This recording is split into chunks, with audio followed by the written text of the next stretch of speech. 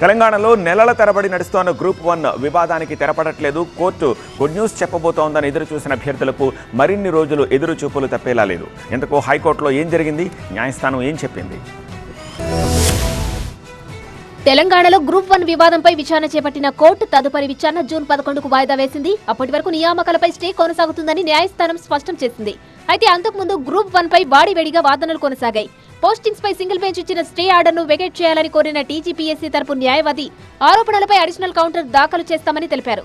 Group 1 పిటిషన్లలో నకిలీ మార్కుల మెమోలు పెట్టి తప్పుదోవ పట్టిస్తున్నారని ఆరోపించారు. వెకేషన్లోగా స్టేపై నిర్ణయం తీసుకోవాలని డివిజన్ బెంచ్ చెప్పిందని కోర్టుకు తెలిపింది. అయితే విచారణను వేగంగా ముగించలేమని ఈ సందర్భంగా జస్టిస్ నామవరపు రాజేశ్వరరావు స్పష్టం చేశారు.